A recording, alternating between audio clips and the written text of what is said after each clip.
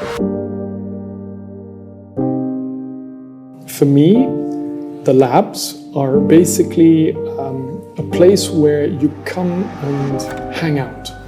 You love watchmaking, you love kinetic art, mechanical art. You come and have a coffee here and we talk about it. You don't have to be an MB&F owner. You don't even have to aspire to be an MB&F owner. You just have to love this sort of world, and that's what I wanted to offer. The whole idea is I want to be proud of myself the last day of my life. I want to look back as a creator. I create only what I believe in. You know, Max creates these designs that really, no matter what size the wrist is, they always seem to fit.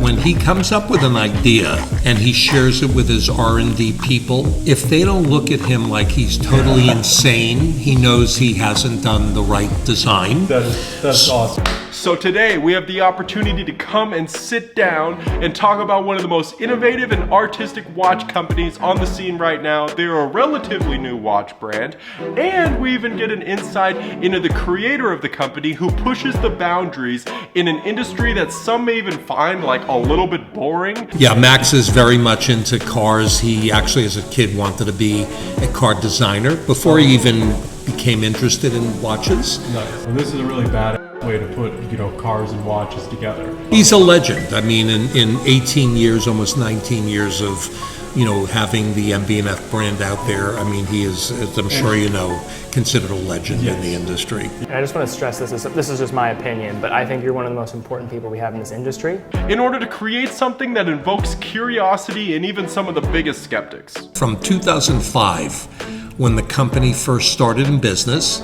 to 2011, all Max designed were horological machines, HM. And he explains it that he really played off his childhood, his dreams, his creative side of his childhood. So MB&F have opened up their very first what they call labs, which is their retail store in the United States. And luckily enough for us, it's located very close in the prestigious Beverly Hills Rodeo Drive. But it is the identity of all of our labs that are opening. You know, we have one in Paris now, Dubai, And this is the first one in the U.S. First one in the So U.S. that's the fun part of Yeah. this one. I think you'll be fascinated about the inventory that they had in store that they brought out to show us. I definitely was. They had some serious heat in there. I mean, there was one of the most sought after models of recent collections that's even won awards for how innovative it is in the watchmaking space, and also a piece that was limited to 5 in the world, and even by MB&F standards, that's still super limited. Glad you pulled these out from the back. These are great. Well, I just felt that these two, I mean, the fact that I even have these physically here is pretty special. One of only 5 produced in the world, and this one is probably the most sought after MB&F piece, the LM Sequential. Right now, we generally have a year's wait. So when I received this about a week ago, I thought it was a mistake, to be honest. That's so cool that we were able to see it in the right time frame, I guess. Yeah, no, without a doubt. I know these guys like to keep their production numbers super slim, but still, 5 in the world is insane. To put that into perspective, you could fill up a room of all of Drake's Ghost Riders, and not all of them would be able to wear this watch. What did they say? He had like 20 Ghost Riders? There's 4 times as many Drake Ghost Riders out there than there are this watch in the world? Crazy. Try doing that shit with the Rolex. They make some limited models. Some of them don't even get that limited. Like a limited model from like Rolex or whatever is like, ooh, 500 pieces, you know? But we sold and produced in 2023 a total of 400 timepieces worldwide. Okay, yeah. That's how special it is. Yeah, for a brand like this, it's a lot of timepieces. For a brand like Rolex, they make Millions. hundreds of thousands of like just Submariners. Oh yeah. They have limited edition pieces at those brands that are way more than what you'd produce total in a year here. Exactly. Limited to 500 pieces, AP or Patek, Rolex, you're like, oh wow, that's something. And then you have limited to 5 here. That tells you a little bit more about it. And that's why we're, you know, for true passionate watch collectors, they look at this brand in a very special way because of the fact, beyond the creativity and the artistic side of what Max does, because it is very special, and you're not going to be seeing many people walking down the street with one on their wrist. So when someone invests in one of our pieces, they know that they now possess something truly special. We got more than one example of every single category of watch MB&F makes. So they make 3 categories of watches: the HM, the LM, and the M.A.D. Not only just contained in one store, but on the same tray. Every example of the different categories of watches MB&F makes on one single tray. Did I think I was gonna walk into the store and see that? Probably not. Excited to bring that one to you guys. In the world of MB&F, we do 2 different classifications of timepieces. We do HM, which stands for horological machines, and we do LM, or legacy machines. The difference is that from 2005, when the company first started in business, to 2011, all Max designed were horological machines, HM. And he explains it that he really played off his childhood, his dreams, his creative side of his childhood. It wasn't until 2011 that he felt he had finally grown up, that he created his first LM, or legacy machine, which was really him paying homage to the great watchmakers of the last century. Okay, awesome. So this would be considered, in the world of MB&F, an LM would be more of traditional, but certainly this timepiece wouldn't be considered traditional in the entire watchmaking world. The technological side and what you're able to do actually within the watch is further ahead than most watches will ever get. But then, you know, the designs and all of the creativity that goes into making something like that is also like on a different level. But you can definitely see between the two, there's one that looks more like an actual watch. Right. I would say that all of the MB&F pieces, but I know what you're saying. I mean, this in particular is truly a work of art for the wrist that so happens to tell time. Exactly. One of the cool things I was finding out while I was just doing this video was finding out where they create these art pieces on the wrist. Pretty much, it's exactly how you expect it to be. You look at these watches and you said, these guys are having fun. Well, they're making it. These guys are not working in a sterile, corporate, uninspiring situation where it's really depressing to be. The place that this is all being concocted out of looks like a wizard's little hut. And you half expect little jolly old elves to bust open and start racing around with little balance wheels in their hands like, oh no buddy, you know, give the hour markers back. It's just super fun and like whimsical looking. It looks like something almost out of a fairy tale. I love it.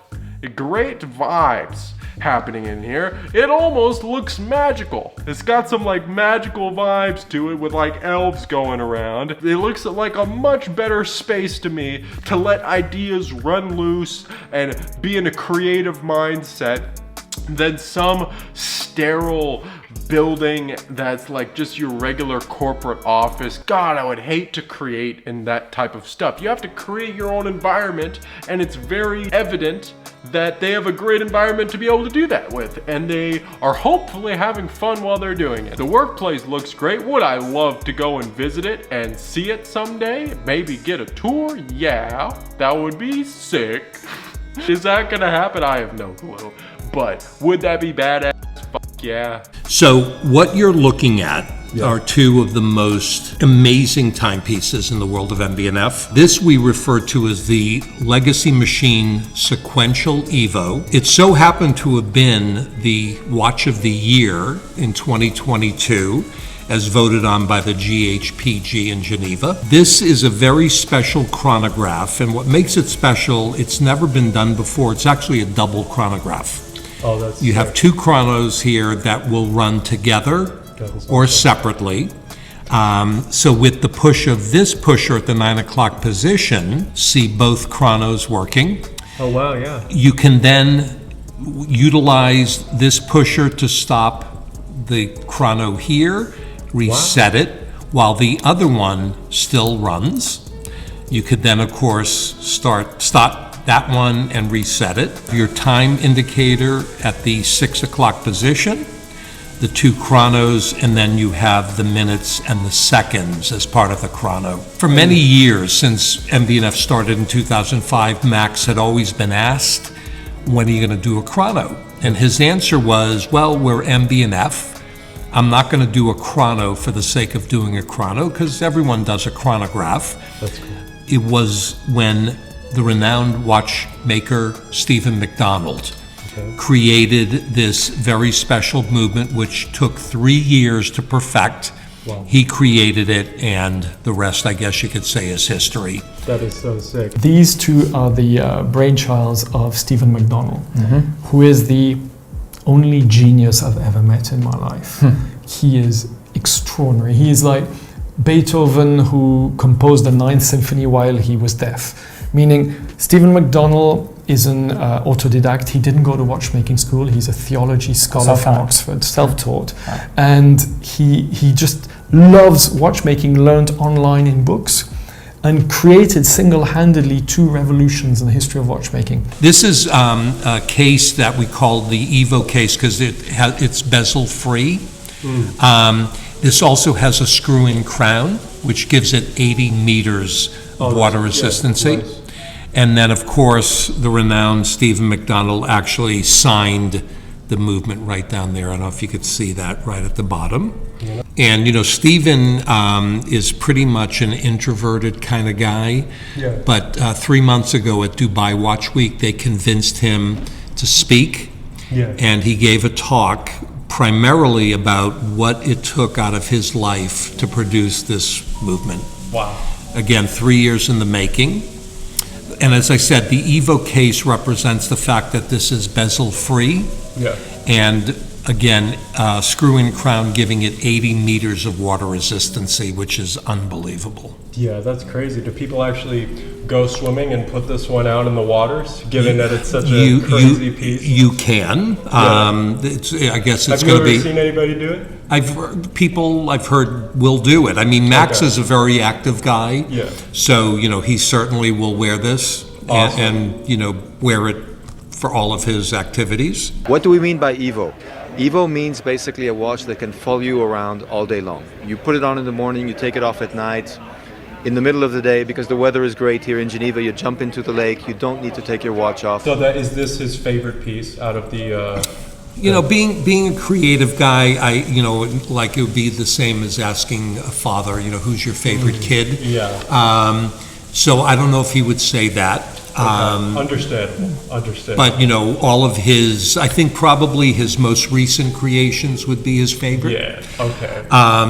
But I will tell you this other piece, which is called the HM9 SV, which stands for Sapphire Vision. Awesome. This was the one inspired off of the jet engines and has, you know, some of the most interesting ways to look at the time on a watch, that's for sure. Well, what's interesting is this is the HM9 as originally designed.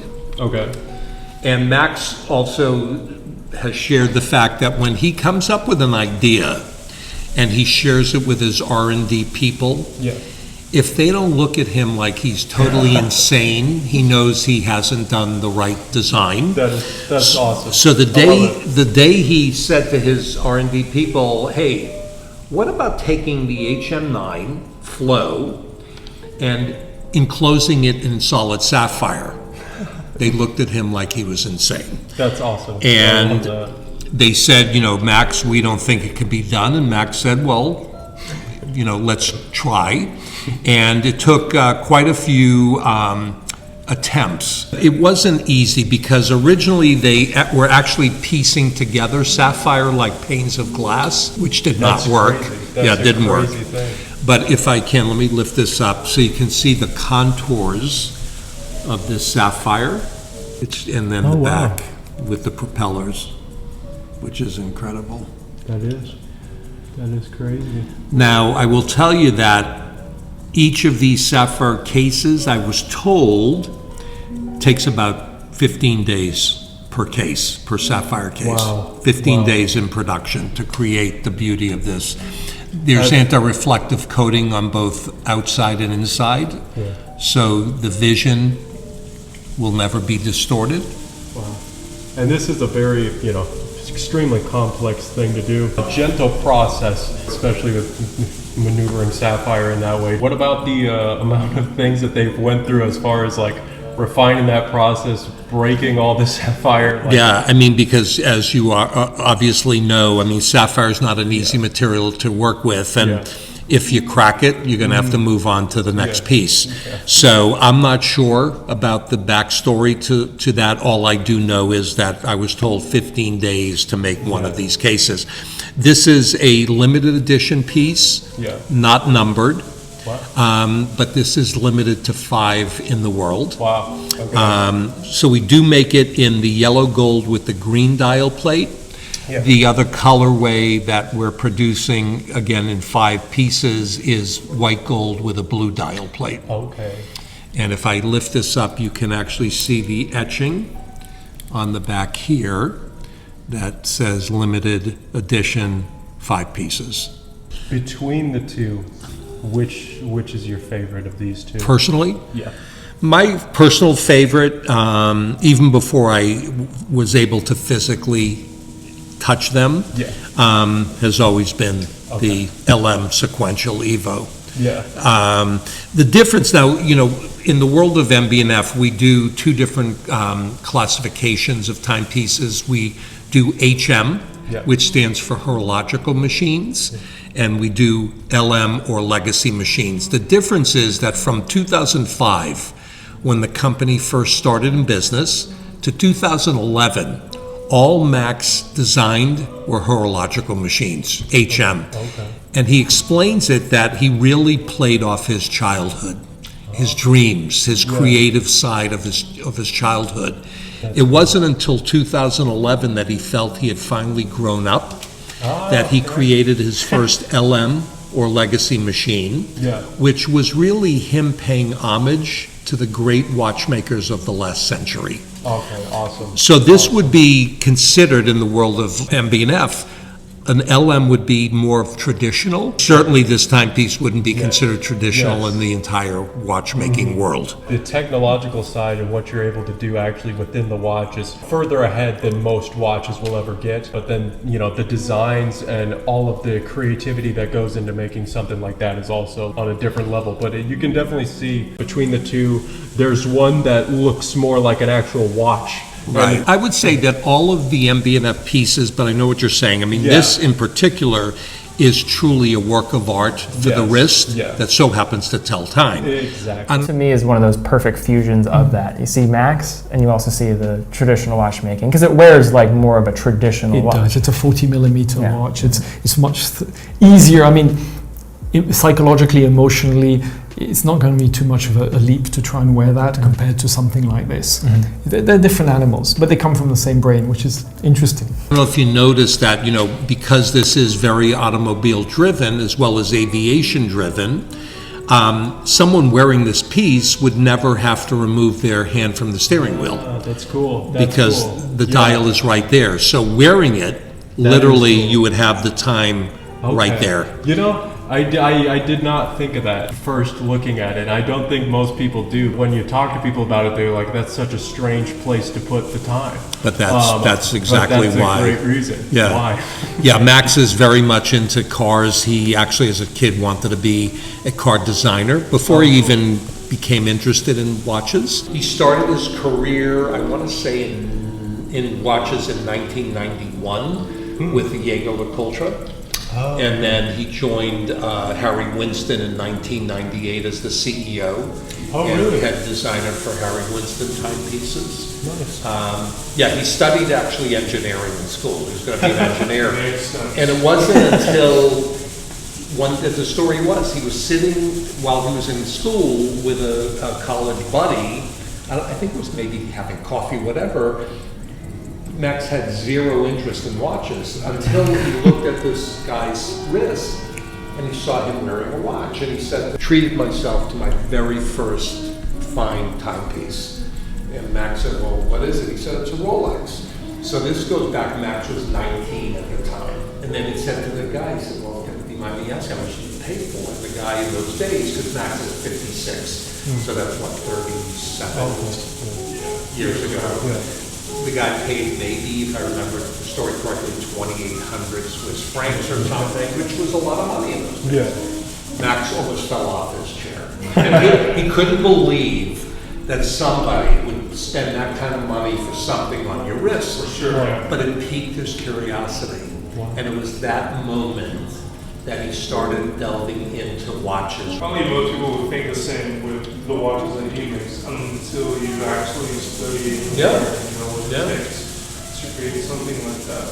So a lot of his early days as a kid and his desire to design cars is really seen in a lot of his creations, especially in the HM side. Well, this is a really badass way to put, cars and watches together. Even in the car industry, you don't get as much freedom as he's had with designing these and everything. You have to be a Pagani or a Koenigsegg to be able to really stretch the limits like this. Exactly. And he's done a great job. I would say he's done more than a great job. He's a legend. I mean, in 18 years, almost 19 years of having the MB&F brand out there, I mean, he is, as I'm sure you know, considered a legend in the industry. These watches are hard to come by, even harder to find on like people's wrists out in the wild, just because it really is more of like art than it is watches. I mean, to give you an idea, in 2023, it was the best year on record for the brand. Max wants to keep the business and the brand pretty much where it's at. He's not looking to build it to stratospheric heights. Or like franchise it to the point where it's like less of what it started as. These, you could say, much like a Picasso or a Michelangelo, you want to keep it very, very special and limited. But we sold and produced in 2023 a total of 400 timepieces worldwide. Okay, That's how special it is. Yeah, for a brand like this, it's a lot of timepieces.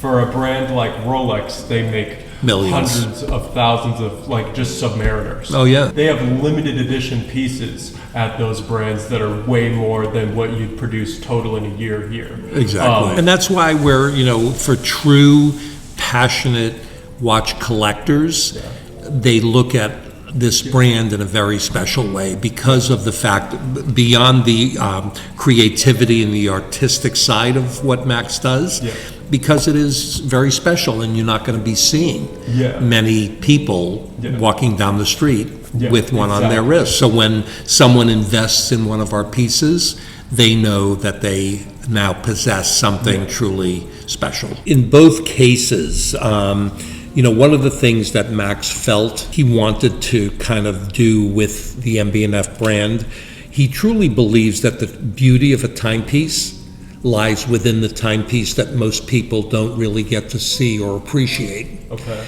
And his feeling was he wanted to bring the inner beauty to the outside. Oh, I like that. So that's why you have very unique balance and escapement. The heartbeat of the watch with, I love it. We're also known for our bridge, in this case a double bridge. That's cool. And then here you have the same, the got the escapement. double-sided.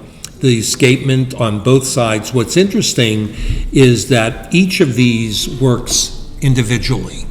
So if one was running a little bit slower, the other one would be running a little bit faster.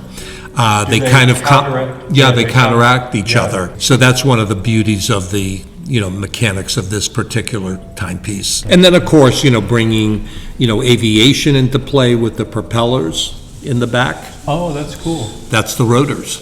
Wow. So when you're wearing it, they would be moving. They're actually what actually powers the watch.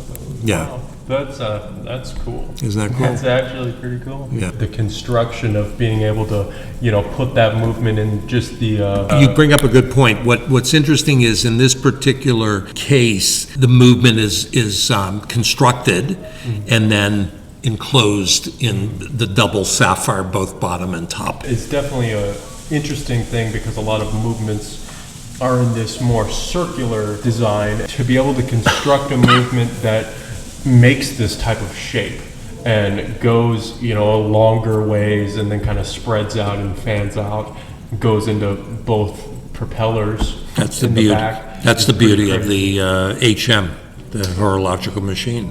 Do you have a favorite of these? Because I've seen these in different variations. I've seen the like purples. Do you have a favorite? I love this one, and I also like the white, gold, and blue. Okay. You know, both. I mean, I think either one, you know, would be pretty amazing on my wrist. Yeah. Could you try them on? Can you see what it looks like on the wrist? You're making it look a little bit more normal on the wrist than you'd think. Yeah. Well, all of our pieces, to be honest, visually can be very misleading until you get it on the wrist. You know, Max creates these designs that really, no matter what size the wrist is, they always seem to fit, no matter the size of the wrist. That's surprisingly so for a lot of people that try these on. And what you're wearing is, I believe, what's called the M.A.D. one. Yeah. Yeah. These are an interesting one too. They have kind of a interesting way of telling the time because I believe it's on the side, right? It's revolving aluminum discs. That's pretty fun. I mean, the story, do you know the story behind the M.A.D. one? No, actually. Definitely a cool piece. One of the, you know, I'd say people are known quite a bit about it. Just it was a little bit more accessible than some of the other Well, pieces. That's the thing. The story behind it is in 2021, or let me go back, in 2014, which was 9 years into MB&F, Max one day said, you know, I really would love to create a second label. And he had an idea for this second label, and then he came to kind of his senses and said, you know what, I've had MB&F 9 years. I really need to continue focusing on MB&F. Oh, of course, yeah. And he put the idea away in a drawer. Fast forward to 2021, middle of the pandemic, the world is shut down, no one could go anywhere. And now he was concerned, what will the impact of the pandemic have on the watch industry? And in particular, did he know, it fucking boomed. You know, all of a sudden it exploded, so his worry, you know, vanished. Yeah. But then he came to the realization that most of his friends and family can't afford any of his creations. And it really bothered him. That's crazy, yeah. So he and the team at MB&F got together and they were trying to think about what is it that they could do, and they remembered this idea that he had put away years earlier, and that was for this timepiece. So what he did is he took a Miyota Japanese movement and basically flipped it from the back to the front. No way. So there you see the rotor. Yeah. So it gives it some surface interest. Again, the inner beauty to the outside. That's cool. Named it M.A.D. 1, which stands for Mechanical Art Device. Okay. And the M.A.D. 1 was created. So in 2021, he made the first color in blue. Okay, yeah. He produced 400 units. And then he said, That's you know... a lot for the brand. But then he turned to his tribe. Now, when you invest in an MB&F timepiece, you automatically become a member of the tribe. Oh, interesting. So he turned to the tribe and he made the announcement that he had created this really cool, very affordable piece and gave them the first opportunity purchasing it. Nice. You could wear it yourself, you can give it as a gift, whatever. So he sold quite a few through the tribe. He turned to his friends, vendors, and said, hey, I have this really cool piece. He sold some through them, and the balance, he felt the fairest way of selling the balance of the blue would be through a lottery. Oh. People that showed interest via the website could put their name in one time and one time only. The system would not accept it if you tried multiple times. And he pulled names, and that sold the rest of the blue. Right. 2022, he produced the color red. Yeah, that's the one that I've seen the most. Yeah. He produced 1,500 pieces. Oh, okay, yeah. And this time he continued doing it through lottery. Over 20,000 people put their name in for the 1,500 pieces. Like if you invested in one of our timepieces and I sold it to you, you could call me and say, hey, Jeffrey, I see you're doing a new M.A.D. one, I want it. you wouldn't have to go through lottery. I would be able to get the piece for you to purchase. Gotcha. So that's one of the benefits of being a member of the tribe. Yeah, and a lot of the watch brands won't do that for you. Yeah, so when the green, actually, the lottery closed September 26th, 1,500 pieces, over 30,000 people put their name in. And I was one of those that put their name in. I wasn't given this piece. My name was picked. Wow, and no way. and I won the right to purchase this piece. Nice. So this is the personal piece. This is a personal piece, yeah. Okay, Yeah. sick. The jellyfish one. So the story of the jellyfish. HM7 Aquapod, Max was inspired to design that after his wife was stung by a jellyfish. Yeah. So he created this piece. This particular one is made of platinum, 60-second central tourbillon.